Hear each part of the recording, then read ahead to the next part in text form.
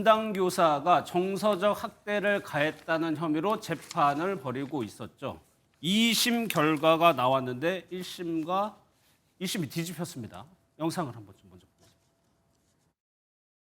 예, 통신비밀보호법에 따르면 공개되지 아니한 타인의 대화는 증거로 활용할 수 없다고 규정되어 있습니다.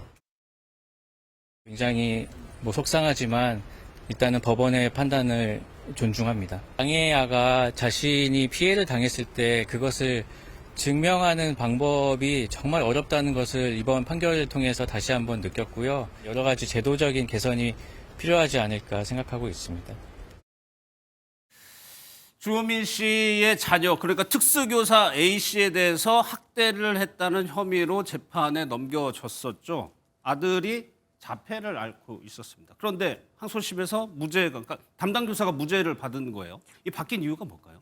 일단은 증거 부분이 이제 문제가 됐습니다. 예. 그러니까 1심에서는 벌금 200만 원 선고유예 선고가 났었는데 그런데 이제 2심에 가면서 무죄 판단을 받게 된 것이죠. 왜냐하면 관련 증거, 그러니까 검찰에서 증거로 제출한 관련 증거가 모두 인정이 되지 않았기 때문입니다. 그렇기 때문에 무죄 선고가 나왔다라고 보는 것이 맞겠는데요. 당시 1심 선고에 있어서도 과연 이 주호민 씨가 아들의 외투에 넣어서 녹음기를 이제 넣어 보냈고 그 녹음기에는 이 교사가 이야기를 하는, 그러니까 어떻게 보면 부모 입장에서는 좀 모질다라고 생각이 들 수 있는 그런 이제 발언들이 있었는데 과연 이렇게 외투에 넣어서 녹음기를 넣어서 교사와 아이와의 대화를 녹음한 것이 우리가 통신비밀보호법 위반이냐 아니냐로 굉장히 논란이 거셌었거든요. 그런데 1심 법원의 경우에는 이것을 일반적인 상황으로 보기는 어렵다. 왜냐하면 아이가 좀 아픈 상황이니까 자폐를 앓고 있는 그런 상황이다 보니까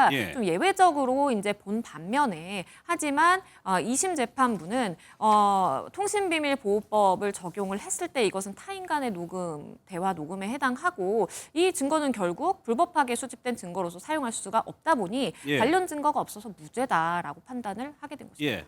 그러니까 당시에 주호민 씨가 아들 옷에 외투에다가 녹음기를 넣어가지고 학교를 보내고 그거를 이제 녹음한 거를 이제 들어봤다는 거죠. 그럼 그 당시의 상황은 어땠어요? 당시 이제 녹음이 된 시간은 2시간 반 정도로 이제 학교 수업 과정이 다 녹음이 돼 있던 상황이었습니다.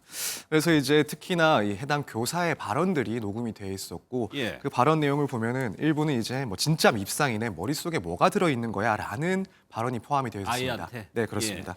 여기에 대해서는 당연히 검찰 측에서는 아이의 그런 정서적인 발달을 해하는 발언이다라는 주장을 하고 있었고, 또 해당 교사는 이 발언은 혼잣말에 해당을 하는 것이다라고 또 반박을 하게 됐었습니다. 근데 문제는 그게 어쨌든 녹음이 되어 있었다. 녹음이 될 정도로 들릴 수 있는 수준의 소리였다라는 것이죠.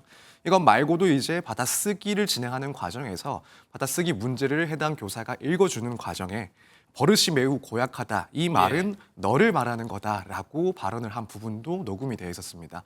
여기에 대해서 해당 교사는 이 반복적으로 가르치는 과정에서 또 훈육을 하는 과정에서 나온 발언이고 이것이 정서적 학대는 해당하지 않는다라는 주장을 했었습니다. 그래서 이런 내용들이 전반적으로 2시간 반 중 일부 그 구간에 녹음이 되어 있었고 여기에 대해서 일단 1심에서는 아동에 대한 정서적인 학대라고 판단을 했지만 2심에서는 이제 앞서 변호사님이 말씀하신 것처럼 이 녹음 파일의 증거 능력을 인정할 수가 없다라고 봐서 이제 다른 증거가 없기 때문에 무죄를 선고하게 된 그런 결과가 나왔습니다. 근데 이게 참 애매한 부분이 아이가 자폐를 앓고 있기 때문에 인지 능력이 좀 떨어질 수도 있죠. 그럼 부모 입장에서 이거를 제대로 파악하기 위해서 아이에게 이런 방법을 했을 수 있을 것 같기도 하고. 근데 항소심에서는 그런 행위 자체가 아예 증거가 안 된다고 본 거잖아요. 네, 그렇습니다. 사실 이렇게 개인, 사인들 간의 대화를 누군가 몰래 녹음을 했을 때 일단 그것 자체는 통신비밀보호법에 위반이 되긴 하는데 이 그 녹음된 파일을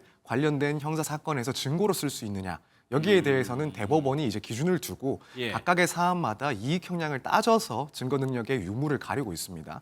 그러다 보니 말씀하신 지금 이런 사건의 상황처럼 이런 뭔가 피해가 의심되는 그런 정황이 있는 상황에서 또 피해자는 아동일 경우 자기 스스로를 보호하고 혹은 관련해서 증거를 수집할 수가 없는 입장에 있기 때문에 이때는 설사 부모 등이 녹음기를 몰래 이용해서 녹음을 했다 하더라도 이것을 형사 재판에서는 증거로 쓸 수 있다라는 사건들도 있고, 또 반면에는 개인의 인격권을 지나치게 침해하는 것이다라고 판단을 해서 증거 능력을 부정한 사례들도 있습니다. 그래서 기준은 마련되어 있지만 사실 각각의 개별적인 사안마다 어떻게 적용해야 될지는 이 사안마다 또 재판부마다 조금씩 달리 볼 수가 있는 시점이라서 일단 대법원으로 상고를 하게 될 경우 이 사건의 경우에도 어떠한 기준이 제시가 되고 결론이 나온지를 좀 지켜봐야 될 것 같습니다. 그러니까 사실 이 부분을 두고 양측도 그렇고 여론도 그렇고 당시에 상당히 엇갈리기도 했습니다.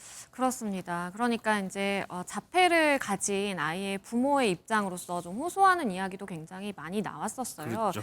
주호민 씨의 아내가 이제 이야기를 하는 것은 상대방, 그러니까 물론 상대방 입장에서도 본인의 방어권 행사를 위해서 이러한 이야기를 했어야 됐겠지만 자폐 아이는 이렇게 가르쳐야 무슨 말인지를 알아듣는다. 그리고 이 지능으로는 상대의 언어를 이해하지 못해서 이건 학대가 아니다. 뭐 이런 이야기를 사실 했거든요. 그러다 보니까 주호민 씨의 이제 아내 입장에서는 본인은 이렇게 이제 교사로서 발언하는 것에 더 상처를 느꼈다라면서 호소를 하기도 했었고요. 그리고 반대로 이제 이 교권보호위원회라든지 교원단체 총연합회에서는 1심 판단에 대해 굉장히 강도 높은 또 비난을 하기도 했었습니다. 아, 교육계에서는요? 그렇죠. 왜냐하면 이제 선생님들과 아이 사이에 뭔가 신뢰 관계가 형성이 되어야 되는 그 교실 안에서 몰래 녹음기를 이렇게 붙여 보내면서 마치 이제 죄인 취급을 하면서 이러한 증거를 수집한다라는 것 자체가 우리가 더 이상 학교는 신뢰 공간으로 받아들일 수 없게 됐다라면서 뭐 입장 발표를 한다라든지 강도 높은 또 비난을 하기도 했었고요.